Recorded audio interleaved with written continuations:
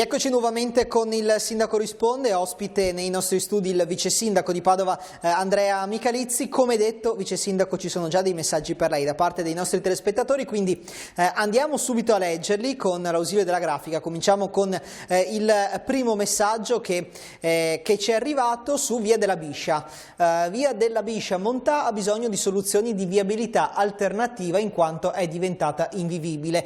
Da anni si aspettano soluzioni, non è possibile aspettare ancora. Ce lo scrive Ugo da Montà, residente da Via della Biscia, che vi ha votato, insomma, e quindi aspetta magari anche che venga messa mano a un'arteria molto delicata della città.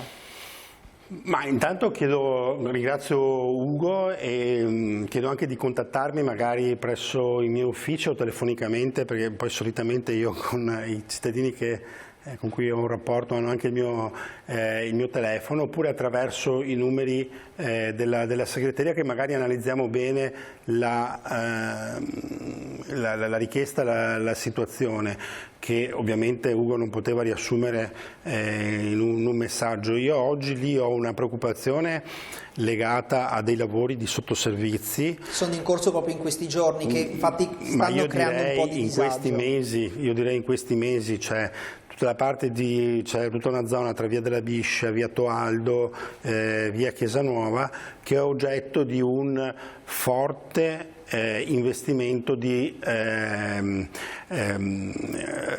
riqualificazione della rete dei sottoservizi, e lì ci sono più gestori che non sempre riescono a viaggiare, come dire, sincronizzati. Alle volte anche i lavori stessi non sono compatibili l'uno con l'altro, ma lì in quella zona si sta rifacendo la fognatura, la condotta idrica, l'acqua. Ricordo che stiamo investendo 13 milioni di euro, una cifra enorme, per il risanamento della condotta dell'acqua, che vuol dire riduzione delle perdite. Spesso commentiamo i dati come dire, relativi alla siccità e l'importanza del risparmio idrico. Io sempre dico: il pubblico, il comune e la sua società di servizi devono dare l'esempio. 13 milioni di euro è la cifra che stiamo investendo per ridurre le perdite che una rete di condotte vetuste, insomma, inevitabilmente crea. Noi non possiamo permetterci di sprecare acqua in questo modo. Sottoservizi anche tecnologici in questo momento stanno lavorando. Per quanto riguarda la fibra, quindi hanno avuto anche quello. In questo momento stanno lavorando quelli del gas, per rimettere i nuovi tubi, per diciamo anche lì ogni tanto la cronaca mostra come c'è una perdita di gas da sotto la strada. Che cosa accade? Accade che un tubo vecchio si rompe e quindi ci sono. Per quanto proseguiranno ancora i lavori nella zona? Noi abbiamo ancora l'estate da passare, quindi io mi rendo conto che sto dicendo una cosa che significa che si protrae una situazione di disagio, e noi attendiamo di asfaltare le strade, risistemarle, ripristinarle a nuovo quando i lavori sono finiti, perché asfaltarle per poi romperle di nuovo sarebbe una pessima, come dire, certo, quindi gestione. Insomma ci vuole un po' di pazienza.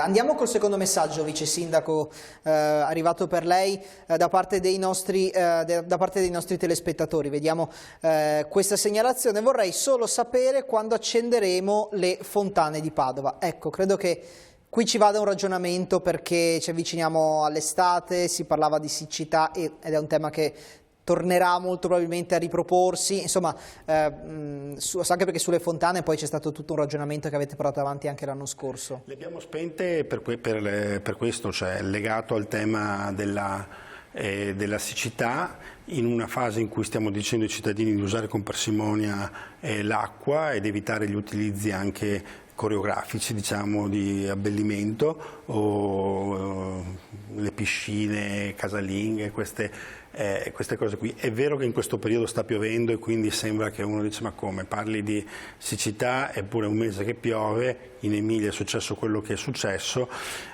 però i mesi prima, cioè dall'estate scorsa, invece avevamo dati che misuravano le portate dei nostri fiumi, dei nostri canali con cifre che andavano dal meno 50 meno 80% della media storica. Quindi noi in questa fase viviamo una situazione, come dire, di presenza d'acqua per le condizioni meteo, addirittura in Emilia, ma lì c'è una conformazione anche di territorio con l'Appennino proprio lì sopra particolare. Però quando finirà, è una situazione, come dire, temporanea, noi comunque siamo in deficit e quindi siamo ancora preoccupati per la situazione estiva. Ne approfitto per aggiornare su questo dalla domanda.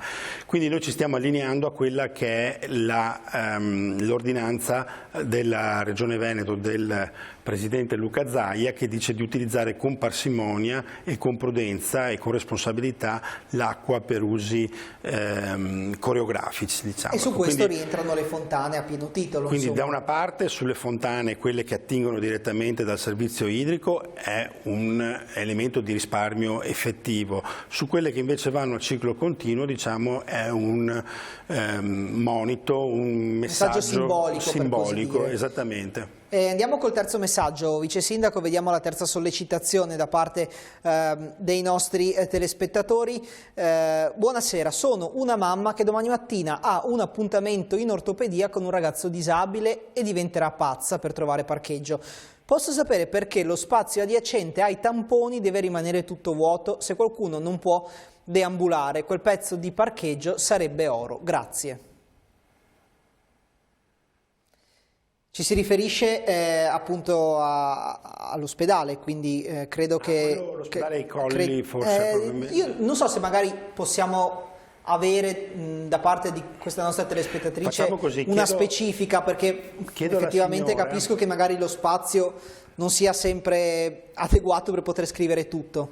Chiedo alla signora magari se può contattarmi presso la mia segreteria direttamente, che così verifichiamo questa situazione. Do i riferimenti, la mail è vicesindaco@comune.padova.it, il numero di telefono è 049 820 54 72. Sul sito di Padovanet, se digitate sul motore di ricerca del sito di Padovanet Andrea Michalizzi, trovate tutti i miei riferimenti. Chiedo quindi alla signora di contattarmi perché voglio capire nello specifico a quali parcheggi si sta riferendo. Anche qui torniamo sul tema della viabilità, che è decisamente complesso in una città come Padova. Cambiamo tema però adesso, Vice Sindaco, perché insomma facciamo un passo indietro, riavvolgiamo il nastro. La scorsa settimana avevamo cominciato a parlare insomma di tutta una serie di cambiamenti che interesseranno il quartiere dell'Arcella. Ebbene, nei giorni scorsi avete presentato il progetto che riguarda la demolizione dell'edificio ex CONI con successivi sviluppi. Allora, lanciamo il servizio così sentiamo bene di cosa si tratta e poi lo commentiamo. Vediamo il servizio. Inizierà a gennaio la demolizione dell'edificio che state vedendo. L'ex CONI di Piazza Azzurri d'Italia all'Arcella sarà abbattuto per far posto al nuovo DU30, un nome non certo scelto a caso per quello che diventerà un nuovo e moderno polo culturale. DU30 è la sedia, pezzo più celebre della collezione di Gastoni Rinaldi, vincitrice del prestigioso premio Compasso d'Oro. Il nuovo edificio sarà autosufficiente dal punto di vista energetico, ospiterà spazi di incontro per attività culturali e per associazioni, una biblioteca, laboratori creativi, uno spazio espositivo, oltre a un'area ristorazione. 3.450 metri quadri ad uso pubblico, cui si aggiungono 11 residenze sociali, di cui 2 destinate agli artisti. Un'operazione dal costo complessivo di 7 milioni di euro, cifra interamente finanziata con il PNRR e che rientra nella trasformazione dell'intera area del rione San Carlo. Vice Sindaco, lavori decisamente importanti all'ex CONI. Beh, direi di sì, e non si può dire che questa amministrazione non stia, come dire, facendo scelte anche determinanti e scelte che in qualche modo vanno a cambiare situazioni che erano ferme da moltissimo tempo. L'ex CONI ha una storia, come dire, anche di lunga, perché noi l'abbiamo comprato diversi anni fa. Perché abbiamo capito una cosa, che se dovevamo trattare con privati sulla valorizzazione di quello spazio avremmo dovuto cedere al privato, come dire, una contropartita. Di solito queste operazioni si trasformano in il supermercato che poi ti fa la piazza o l'edificio residenziale che poi ti organizza, come dire, lo spazio pubblico. Noi pensiamo che invece servano delle grandi risposte in tema di miglioramento dello spazio pubblico, di spazi per i cittadini che non vadano a svendere il patrimonio pubblico ad operazioni in qualche modo miste, e per questo abbiamo comprato l'ex CONI, che non era nostro, così come abbiamo comprato l'area ex Valli di fronte, dove tempo fa, pur di valorizzare quella zona, si cercava un compromesso col privato che avrebbe dovuto realizzare, come dire, un edificio, un grattacielo piuttosto importante. Abbiamo deciso di comprarli per diventare noi protagonisti della trasformazione e quindi trasformare quel luogo non mediando con gli interessi di un investitore privato, ma semplicemente puntando a quelli che sono gli interessi del cittadino. Quindi l'area ex Valli lì davanti diventa un giardino, se passate di là vedete che tra un po' sarà pronta, a metà estate più o meno dovremmo concludere i lavori, sarà un giardino, una piazza verde a disposizione dei cittadini. E lì di fronte l'ex CONI, che da anni era chiuso, diventerà un centro culturale, il più moderno centro culturale della città in un quartiere. E ci sono novità proprio delle ultime ore anche per quanto riguarda Piazza Azzurri d'Italia, giusto? Sì, abbiamo approvato poche ore fa in giunta, perché ogni martedì il sindaco Giordani convoca la giunta alle ore 14, quindi un appuntamento, come dire, fisso, e oggi abbiamo approvato il progetto esecutivo della nuova Piazza Azzurri.